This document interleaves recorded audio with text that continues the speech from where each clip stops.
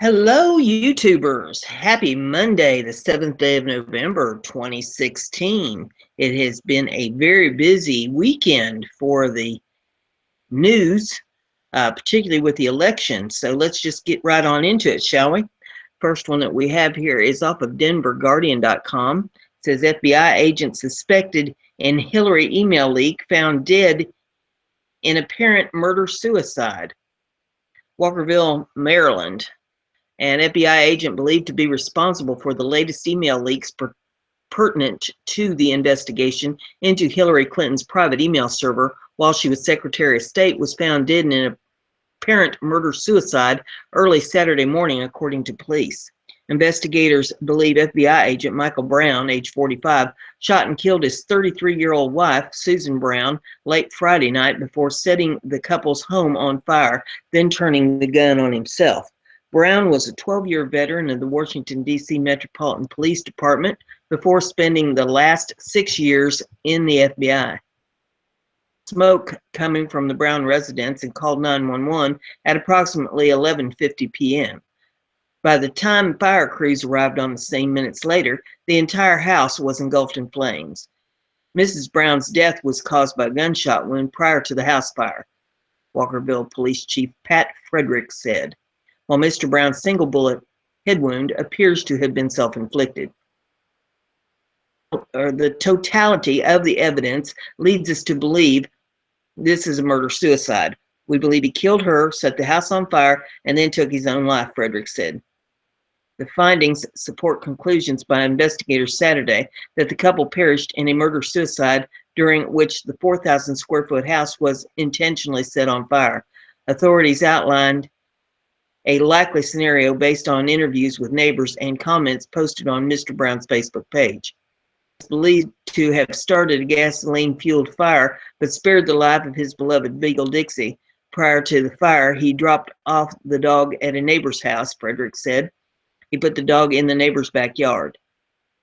A neighbor told WHAG that Brown appeared panicked, though it's unclear whether his wife was dead before or after the dog was removed from the home.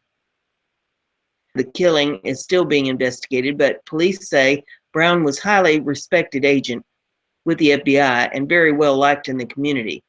What leads someone to this level of anger and violence with your wife or your loved one, who knows, said FBI official who. Conspiracy theories are running rampant throughout many alternate media right now, leading many to believe this was another hit job by the Clintons in retaliation for the FBI email leaks so close to the presidential election. Media outlets like Alex Jones, InfoWars, and WND are running with the theory that globalist assassins are working for the Clintons, had the Brown family murdered and their home burned to destroy any possible evidence. FBI Director James Comey refused to comment at this time, but asked for privacy and prayer as the Bureau comes to terms with losing two very close friends. So there you have that article. The next one that we have is off of IntelliHub.com. It says, man who caused a scare at Nevada Trump rally listed in WikiLeaks emails. And there is an update to this. It says the author of this article reported that the man who disrupted the Trump rally was listed in the Podesta emails. However, the author made a mistake and meant to report WikiLeaks emails in general. The name appears on WikiLeaks website. It's out of Reno, IntelliHub. Austin Kreitz, age 33, was released by authorities with no charges after Kreitz purportedly interfered with the U.S. presidential nominee Donald Trump's speech during a Trump rally on Saturday.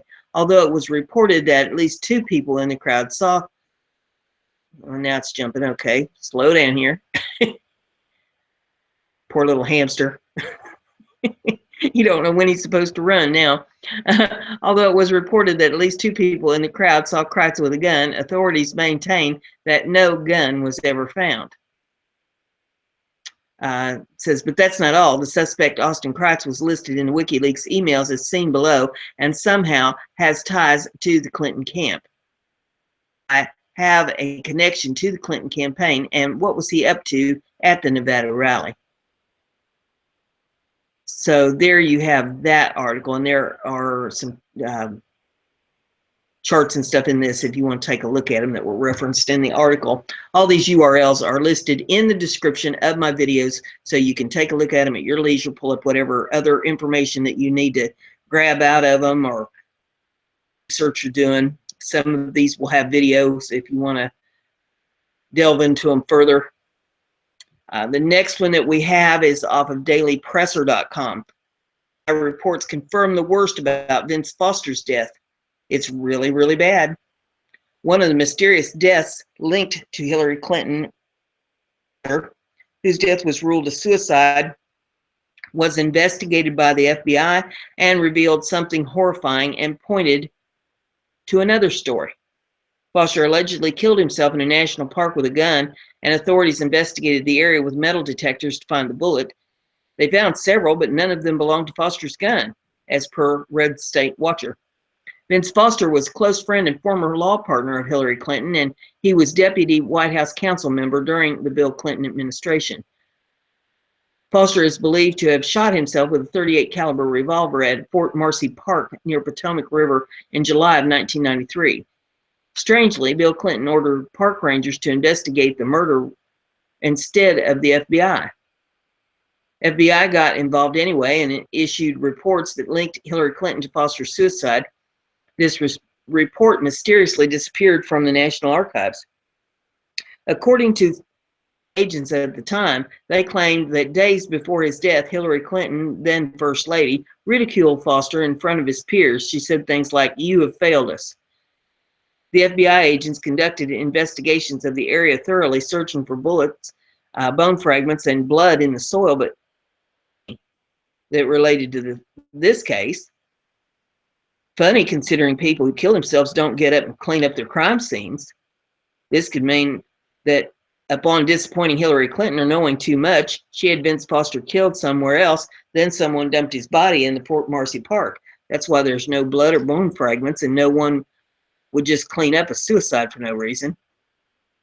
And as other reports indicate, there was a second bullet wound that could have killed him in his neck, in addition to the wound that went through his mouth and into his brain, not to mention that the lead investigator of the case, Miguel Rodriguez, submitted his resignation after Foster's death. Rodriguez resigned because of the evidence that was being overlooked in the rushed judgment that ruled it as a suicide, and therefore closed the investigation. In a letter, he mentions the original photograph of the wound in Foster's neck. And he says, at meetings and by memoranda, I specifically indicated my disagreement that existed overwhelming evidence that Foster committed suicide where he was found at Fort Marcy Park, Rodriguez wrote to Kenneth Starr in his resignation letter. This death was quickly covered up, despite the evidence that pointed to more than a suicide. This is what Hillary Clinton does. She gets rid of people and then covers it up. The American people can't allow this person to become the next president, or more deaths like this will continue to happen. The next article that we have is off of bizpackreview.com, and it says, "The Maid. FBI notes reveal Clinton ordered her maid to print top secret documents and memos." Hillary Clinton had her Filipino immigrant maid handle and print classified emails for her when she was Secretary of State, according to the latest reports on the FBI notes. The maid, Marina Santos, not surprisingly, did not have security clearance to handle such materials, but that didn't stop Clinton from having her top aide at the State Department forward sensitive documents to her for printing. Emails and FBI memos show, according to the New York Post, Clinton had Santos print out talking points before speaking to another head of state, drafts of her speeches, and most disturbingly, confidential memos, among other things that the Post reported. "Please ask Marina to print this for me in the morning," Clinton told Huma Abedin in 2011 email marked sensitive but not classified. In 2012 email titled "Revisions to the Iranian Points," that was marked classified. One of Clinton's aides wrote, "We can ask Marina to print this." Both emails were marked confidential. According to the FBI's notes, Santos had access to SCIF, and that's called Sensitive Compartmented Information Facility room, that was set up at the Clinton, D.C. residence known as Whitehaven, the Post reported. From within the SCIF, Santos, who had no clearance, collected documents from secure fax machine for Clinton, the FBI notes revealed. Just how sensitive were the papers Santos presumably handled? And periodically received the Presidential Daily Brief, top secret document prepared by the CIA and other U.S. intelligence agencies via the secure fax. In 2012, sensitive but unclassified email from Henley to Clinton refers to a fax the staff wanted Clinton to see before your meeting. Marina will grab for you. Yet it appeared Clinton was never asked by the FBI in its year-long investigation to turn over the iMac Santos used to receive the emails, or the printer she used to print out the documents, or the printouts themselves. In a speech given in Manila, the Clinton Foundation former President Bill Clinton called Santos "wonderful woman who runs our home in Washington, without whom Hillary would not be able to serve as Secretary of State." And I have another one on this that is off of 100%fedup.com. It says, who is this woman and why did Hillary have her copy top secret info? Does she hold the secrets to email gate? And it reads pretty much the same as what this last one does, but it has a video in it. I thought I'd include it in case anybody wants to take a look at that one. The next one we have here is off of BizPac Review. It says, with only days before the election, ICE gives final warning about Hillary's dangerous immigration plan. And this one says, with only a few days before the election, immigration officers appealed to voters in a final warning about Hillary Clinton's open borders vision. And that letter is in this with some, take a look at those. It says Clinton's plan would unleash violence in U.S. communities and cause countless preventable deaths. The officers warned in a statement by the president of the National ICE Council, which represents approximately 5,000 ICE officers, agents, and personnel. Hillary Clinton, oh, wait a minute. That's an ad. Don't want to read that. ICE officers on the front lines are witnessing a deluge of illegal immigration unlike anything we have seen before. The corporate-funded media won't cover it. Our officers are being ordered to release recent border crossers with no idea what their intentions are or what they're planning, Chris Crane wrote. Hillary's pledge for open borders will mean country and turn the present border emergency into cataclysm, the statement continued. Hillary's plan would unleash violent cartels and brutal transnational gangs into U.S. communities and cause countless preventable deaths. The next one I have is off of BizPac Review. It says, Supreme Court deals blow to Democratic groups, reinstates voting restriction law in states. The Supreme Court reinstated an Arizona law Saturday banning so-called ballot harvesting, dealing a blow to Democratic groups just days before the presidential election. Ballot harvesting refers to an absentee voting practice, legal in some states, in which absentee ballots can be collected and turned into authorities by a third party. Arizona outlawed the practice this year. The ban was challenged by Democratic groups in the state who claim it placed an unlawful burden on the right to vote, particularly for minority groups. The NBank Ninth U.S. Circuit Court of Appeals struck down the law in a 6-5 vote on Friday. Arizona's Secretary of State, Michelle Reagan, filed an emergency appeal at the Supreme Court. Justice Anthony Kennedy, who hears emergency petitions arising from the Ninth Circuit, referred the case to full court. Reagan's application for a stay was granted, meaning the law will remain in place for the November election. The order did not disclose how the justices voted, which is not unusual in these circumstances. And then in italics it says, related, Obama is granting computations left and right on his way out. And the article goes on and says, in cases such as these, courts generally apply the Purcell principle, which dictates that courts should not interfere with election rules in the period immediately prior to the election. In the weeks before the 2014 federal elections, the Supreme Court applied this principle in challenges arising from Ohio, Wisconsin, North Carolina, and Texas. Writing at the election law blog, UC Irvine School of Law professor Rick Hansen explained the case was a difficult one. And what he says is, I confess I find this to be a difficult case. On one hand, the state does have an interest in preventing voter fraud. And when voter fraud does happen, including in parts of Arizona, it has been with absentee ballots and vote buying. Ballot harvesting can deal with that risk of vote buying. On the other hand, there is some evidence that great distance in Arizona means that some voters, especially Native Americans, may be burdened by the lack of third parties available to collect their ballots. Next article, conservativetribune.com. Damning, AP caught offering to steer damaging stories away from Hillary. An email exchange between Democrat presidential nominee Hillary Clinton's lawyer, David Kendall, and Eric Tucker of the Associated Press strongly indicated that two colluded to ensure that the media were reporting news favorable to Clinton.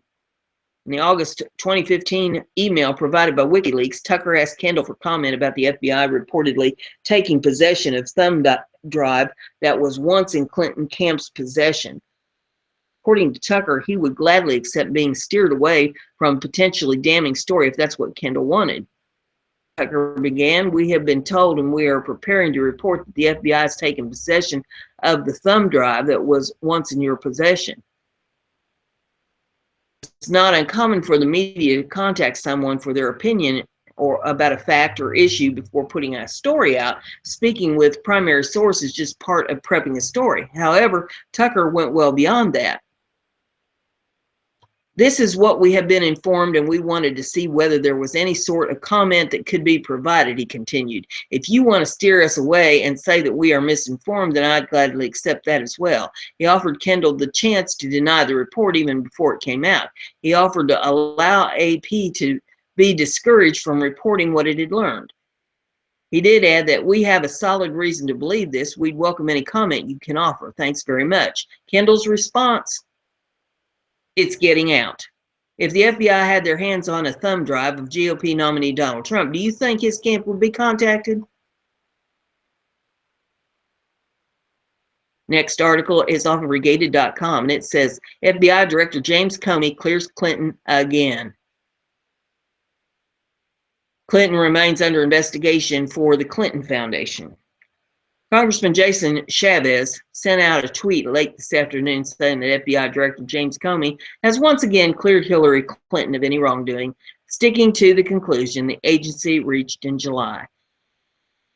And there's a tweet in this that you can look at. It says, it took the FBI 12 months to review 33,000 emails from the Clinton server. This time around, it took them 8 days to review 650,000 emails. This investigation was not concluded. It was squashed. Speculation of someone high up, whether it be Loretta Lynch or Hillary Clinton herself, had this investigation killed. It's also alleged that it was done in a way to perform damage control for the Clinton camp in an attempt to make them look decent ahead of the election. Here's the facts. James O'Keefe and Project Veritas had proven that the Clinton campaign colluded with super PACs to send paid agitators to the Trump rallies across the nation. In Chicago, their bird dogging led to 2 police officers being injured. WikiLeaks revealed that Podesta, who are very close to Hillary Clinton, are involved in spirit cooking, an occult performance that uses blood and bodily fluid to create a paintable substance. Even if these elites aren't performing satanic rituals, it still shows how hopelessly out of touch they are with the whole of America. Hillary Clinton is for hemispheric common market with open trade and open borders, and we've seen how well open borders has worked for Germany. The only way to make our voices and will be heard is to go out and vote on Tuesday, November the 8th, and drain the swamp.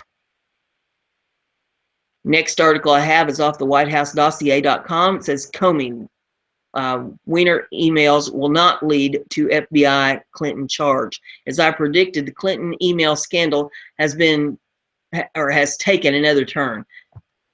This one detrimental to Donald Trump, with an announcement that the emails found on Anthony Weiner's device will not result in charges against Hillary Clinton. Well, from the FBI. Based on our review, we have not changed our conclusions that we expressed in July with respect to Hillary Clinton, FBI Director James Comey wrote in a letter to Congress. I'm very grateful to the professionals at the FBI for doing an extraordinary amount of high-quality work in a short period of time. How could he have finished this in such a short period of time when some experts said this serious review could take weeks? Who knows? Comey, as you are aware, had dropped the bombshell last month with his announcement that the emails pertinent to Clinton investigation had been found on Anthony Weiner's computer and the probe was being reopened. Now Hillary will say she's been vindicated and pronounce herself to have been proven innocent when, of course, she should have been charged in the first place.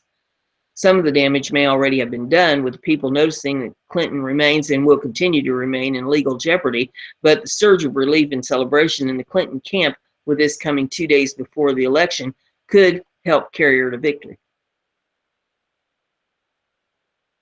Next one's off Regated.com, and this one says, landslide, Trump rallying today in 5 historically blue states. Donald Trump campaign has chosen to skip Ohio to target 5 historically blue states. Why is this excellent news for followers of his campaign? It means that they believe he will easily win Ohio, and we're now focusing on expanding the electoral map to historically blue states to win over America in a landslide. Today, Hillary Clinton has only 2 planned rally stops in Manchester, New Hampshire, and Cleveland, Ohio. Her surrogates, which include Tim Kaine, Barack Obama, Joe Biden, Bernie Sanders, Bill Clinton, Chelsea Clinton, John Bon Jovi, John Podesta, and Cher, are traveling around the country today to speak on her behalf. The next one we have is off of USChronicle.com. It says now 32 states are rejecting Obama's reckless plan. 32 states are now rejecting Obama's Syrian refugee plan. Recent developments show that terrorists are using this act of compassion and generosity by the United States as a way of infiltrating our Western Hemisphere to further their horrific, violent agenda.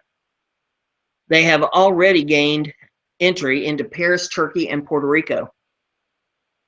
It will be interesting to see what unlawful tactic Obama will use now, as governors have jurisdiction on this in the state they preside over.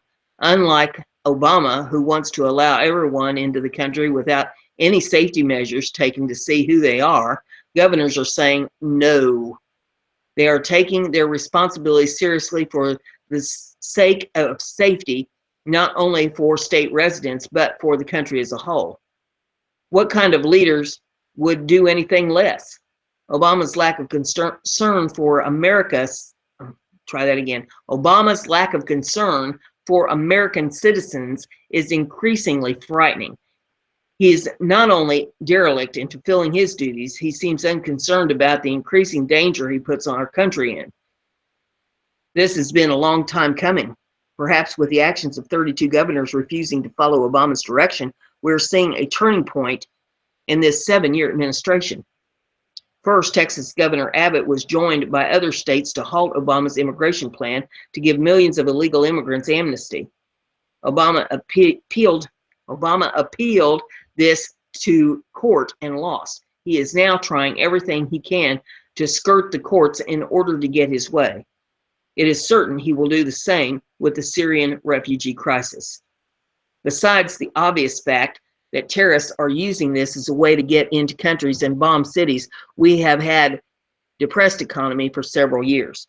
We do not have the means to support immigrants when we cannot support our own citizens. This program should be on hold regardless of the danger it already presents. When we take in refugees, we're also taking responsibility for migrating them into society. That means public assistance with food, housing, clothing, job, and language training. In addition, we have seen an increasing demand from these ethnic groups for Americans to appease their offense to our American traditions, such as the United States flag, our language, and our holidays. The reason these terrorists want to harm us is because they hate what we stand for: freedom. They're undetermined and will, let me try that again. They are undeterred and will stop at nothing to spread their offense of this and attempt to stop it. We must do all we can to stop them. The next one we have is off of conservative, easy for me to say, controversialtimes.com. Breaking: Florida election worker goes public with claims of massive voter fraud. And we'll see if the hamster will go with me here. Do this thing.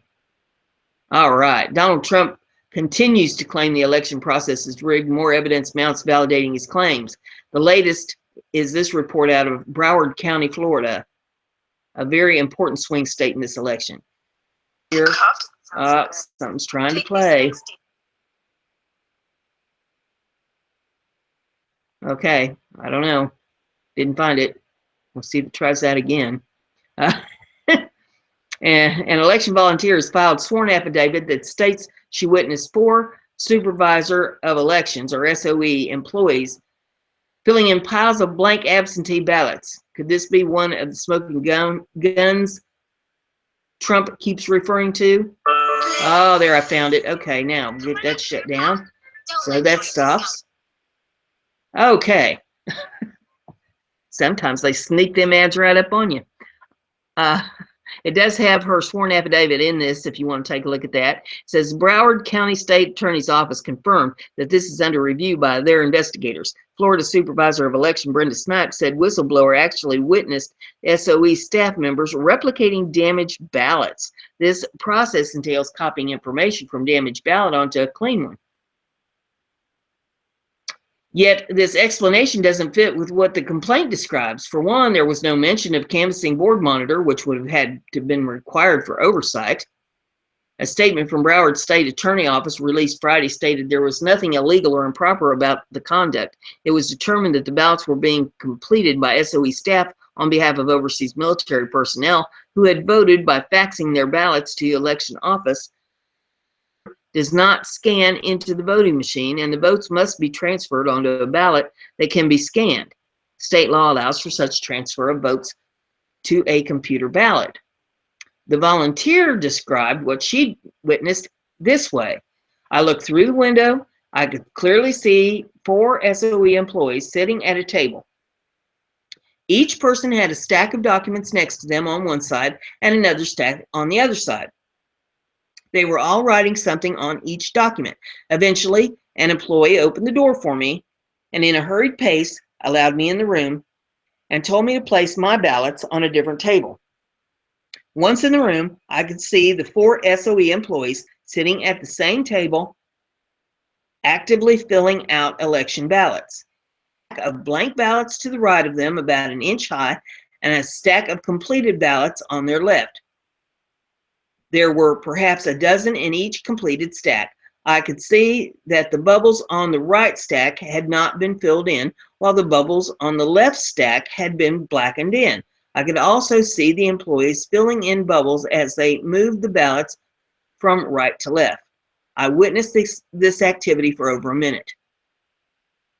Filling in empty bubbles isn't the same as transferring information.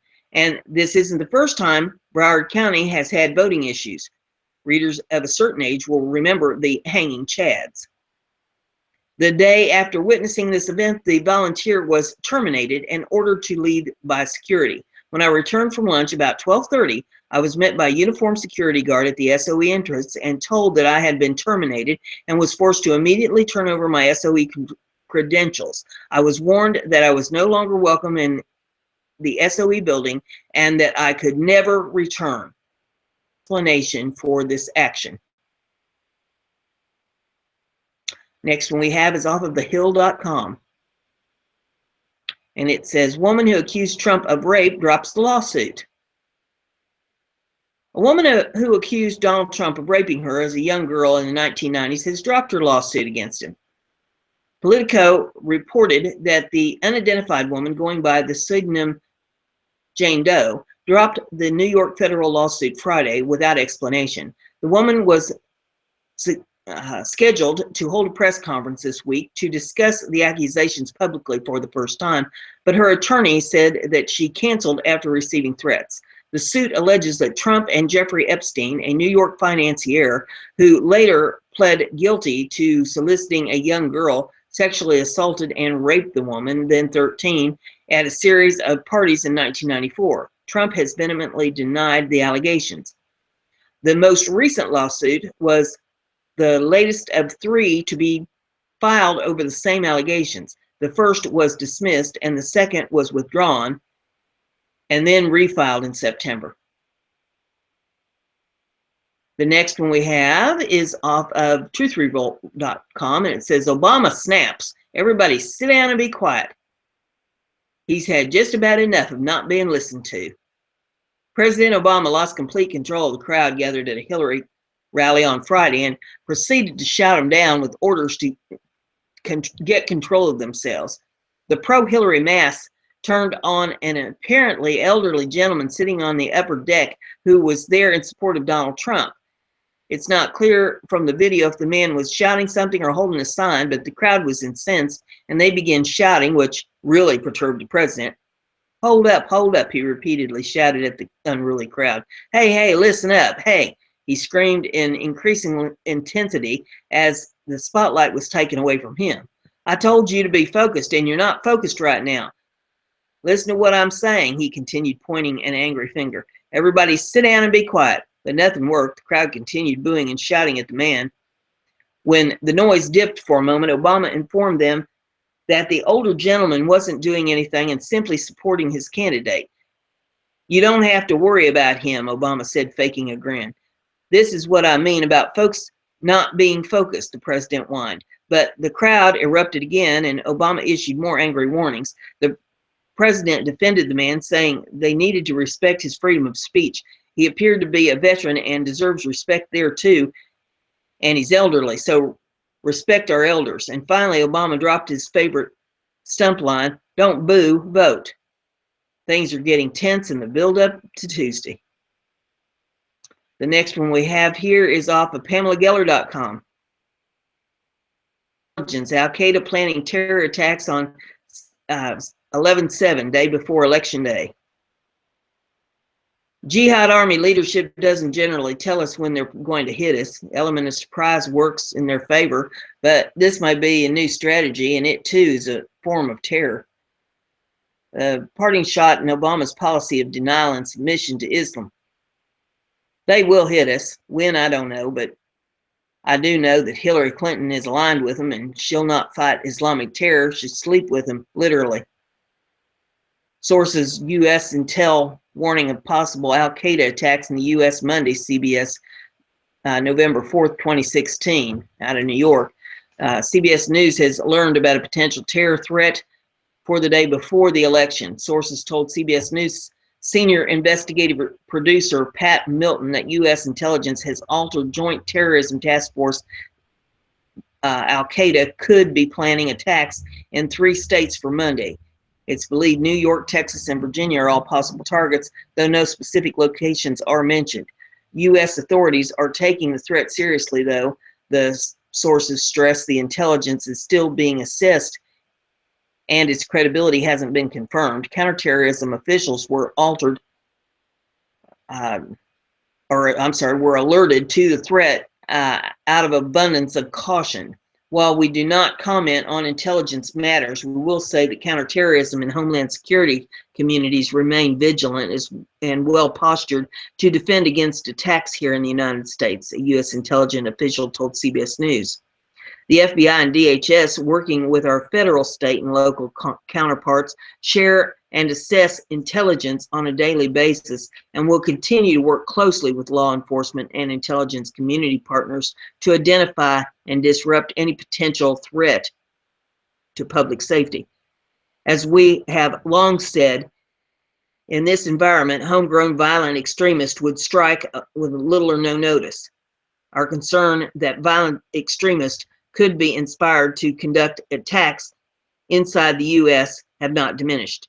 The public should expect to continue to observe an increased law enforcement and security presence across communities and public places. Our law enforcement communities also continue to take action against those who attempt to engage in activities that could put Americans at risk. There are more than 100 joint terrorism task forces at work across the country in partnership with state and local law enforcement to prevent attacks in the homeland. The New York Police Department said it was working with intelligence agencies and Joint Terrorism Task Force, according to the Rutgers News Agency. Intelligence about potential threats always increases during holiday season and when big events are approaching. As Election Day nears, federal law enforcement is planning for several worst-case scenarios. Earlier this week, an alert warned local police of polling places being seen as attractive targets for lone wolf type attacks, individuals motivated by violent extreme ideologies, sovereign citizens, or other extremist activities. The next one that I have for you is on the same topic. It is off of intellihub.com. It says, U.S. intelligence communities warned that al-Qaeda may attack 3 U.S. cities Monday, one day before the U.S. presidential election comes to a head. Sources believe that New York, Virginia, and Texas may be threatened, but are mentioning no specific locations. The counterterrorism and homeland security communities remain vigilant and well postured to defend against attacks here in the United States. The FBI, working along with our federal, state, and local counterparts, share and assess intelligence on a daily basis and will work to continue closely with law enforcement and intelligence community partners to identify and disrupt any potential threat to public safety, the FBI told ABC News. The other one was off of CBS. This is ABC. If such terror attack were to happen, keep in mind that President Barack Obama would likely use executive authority to remain in office after declaring a state of emergency and suspending the election. Now, isn't that what we've been talking about all along here? We expected that that was going to take place.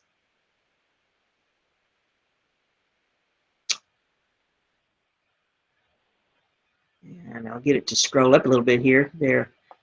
Yeah, that was that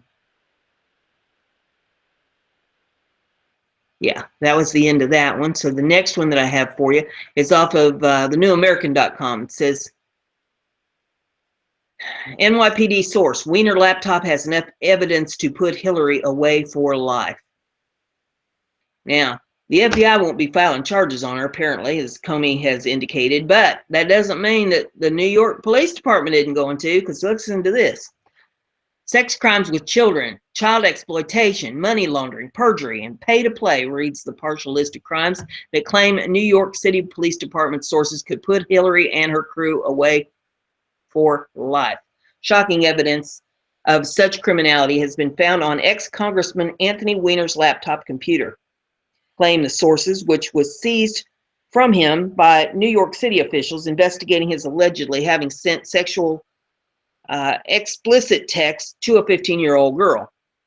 His crew supposedly includes not just close aide and confidant Huma Abedin and her husband Weiner, but other aides and insiders, and even members of Congress, according to True Pundit. New York Police Department sources said these new emails include evidence linking Clinton herself and associates to money laundering, child exploitation, sex crimes with minor children, perjury, pay-to-play through the Clinton Foundation, obstruction of justice, and other felony crimes. New York Police Department detective and the police chief, the department's highest rank under commissioner, said openly that the FBI and Justice Department failed to garner timely indictments against Clinton and co-conspirators. NYPD will go public with the damaging emails now in the hands of FBI Director James Comey and many FBI field offices. What's in the emails is staggering, and as a father, it turned my stomach, NYPD chief said. There's not going to be any Houdini-like escape from what we found. We have copies of everything. We'll ship them to WikiLeaks, or I'll personally hold my own press conference if it comes to that. These allegations, if true, could explain why Director Comey reopened the investigation to the Clinton mishandling of classified information, a move that shook the political world and caused Comey to come under fire. As the New York Police Department chief put it, the new emails' contents are truly alarming. True pundits also say that according to FBI sources, both Abdeen and Weiner are trying to cut immunity deals with federal officials, and that if they didn't cooperate, they'd face long prison sentences. Abdeen's turning state evidence would no doubt be devastating for Clinton, as the two women have been for years joined at the hip. Abdeen has at times been like Clinton's shadow and has been called her body woman, and has even rumored to be Clinton's lesbian lover. So Abdeen likely knows where, as is said, the bodies are buried. Of particular note, the new emails allegedly contain information revealing that Hillary, Bill Clinton, and Weiner and numerous congressmen took trips to convicted billionaire pedophile Jeffrey Epstein's private island, where he is said to pimp out underage minors of both sexes to prominent people. The trips were taken aboard Epstein's Boeing 747, dubbed the Lolita Express, the pedophile's island in the U.S. Virgin Islands, and being called Sex Slave Island. These revelations would also explain why Clinton used powerful software called BleachBit to scrub damning information from her private server. According to BleachBit's website, the program gives criminals and others the ability to shred files to hide their contents and prevent data recovery. Yet it can't scrub bumbling perverts from your personal life, and Weiner's laptop also contains incriminating emails revealing the mishandling of classified information by Abdeen and Clinton, say the sources. Both women sent and received thousands of classified and top secret documents to personal email accounts, and this information could have been accessed, printed, discussed, leaked, or distributed by untold numbers of unknown individuals. Consequently, according to True Pundit, FBI sources say the Clinton investigation has been broadened and now includes matters such as Abdeen forwarded classified and top secret State Department emails to Weiner's email. Abdeen stored emails containing government secrets in a special folder shared with Weiner's warehousing of over 500,000 archived State Department emails.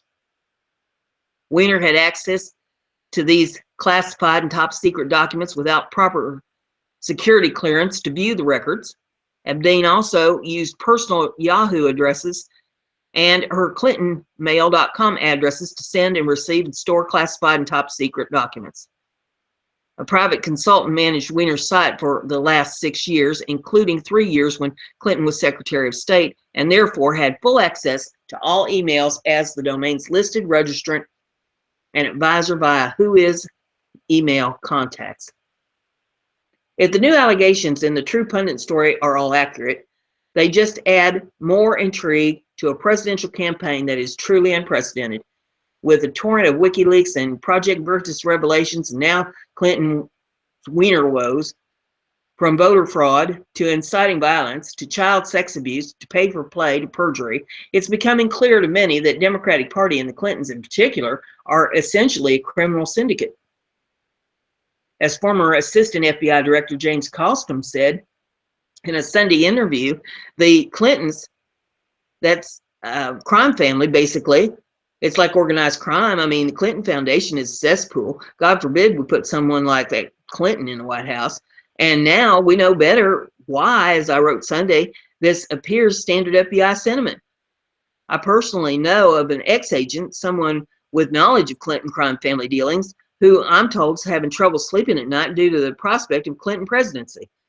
All these revelations raise important questions. How could Hillary Clinton and her cohorts have bumbled so badly that they appear a cross between Inspector Clouseau and Boss Tweed?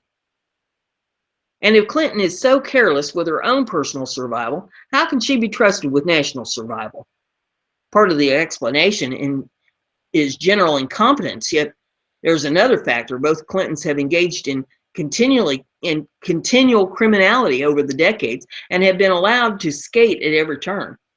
This lack of accountability has led to complacency and ever-increasing brazenness, just as with a child never punished for wrongdoing. So finally, perhaps Clinton corruption has reached critical mass. And with Donald Trump ahead 10 points, according to one respected poll, among the 88% of voters who have definitely made up their minds, maybe come late Tuesday evening, some tossing and turning FBI agents will finally be able to enjoy a good night's rest. Next article I have for you is off of theguardian.com, and it says, diver may have found lost nuke missing since Cold War. Try that again. Diver may have found lost nuke missing since Cold War off Canada coast. That's kind of a tongue twister.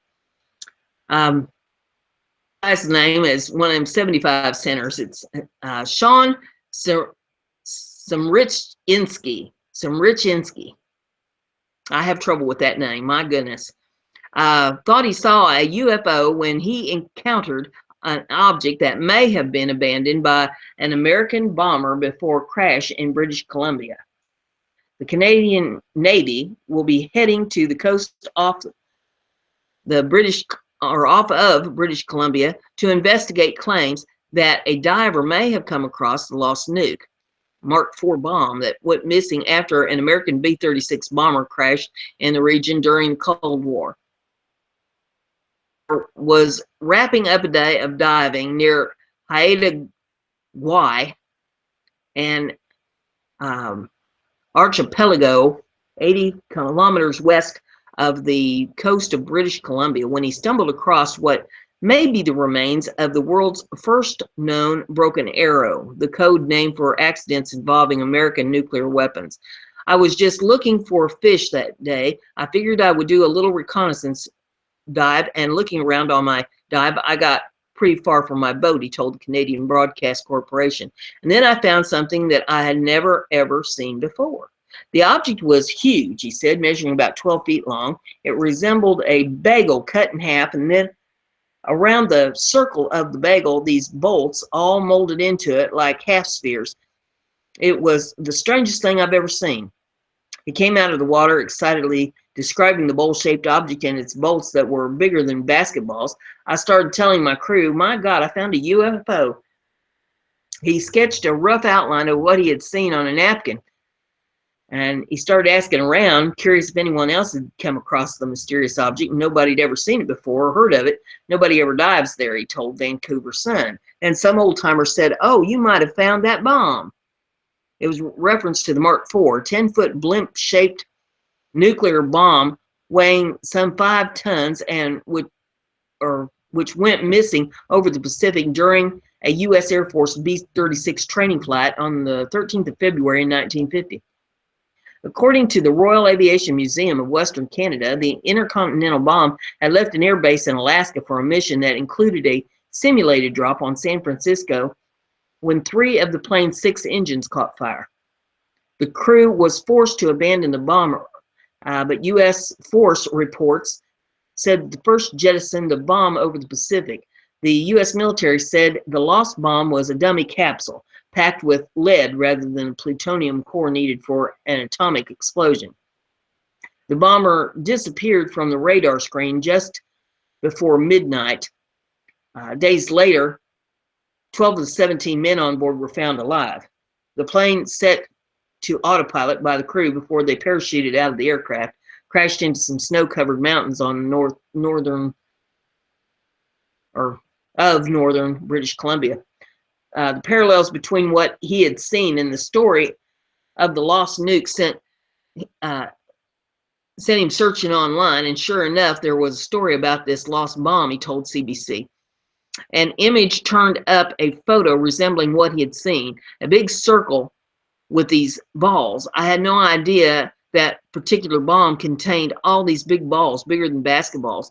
A further search suggested that the balls, each some 20 inches across, he said, were home to the explosives stored in the Mark IV.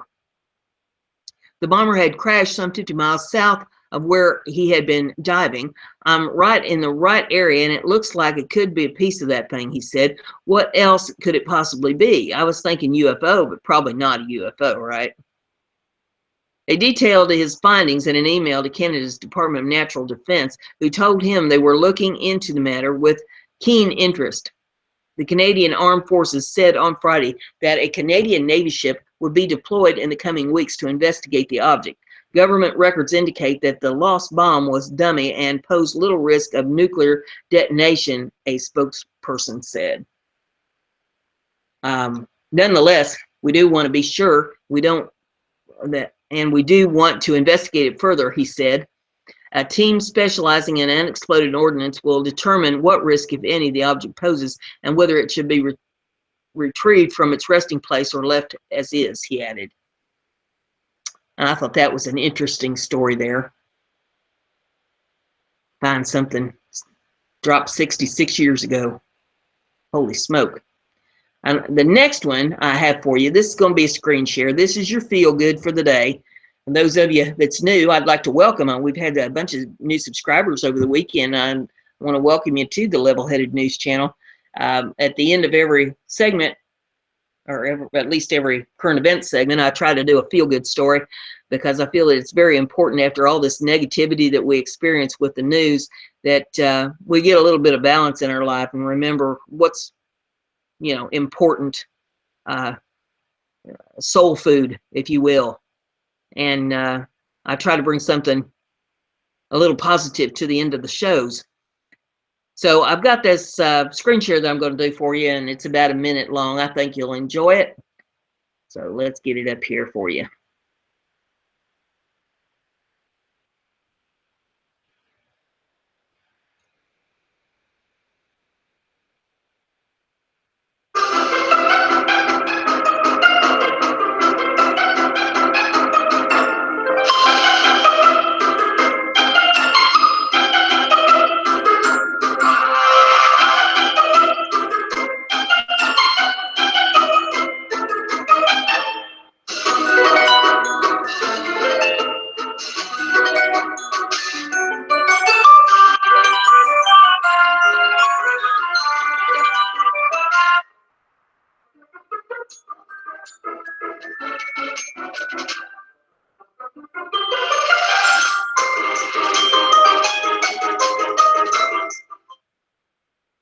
There you go. I thought you'd enjoy that. He did a good thing for the youngins and put that up there so that they could see that out their hospital window and, bring a little highlight to their days.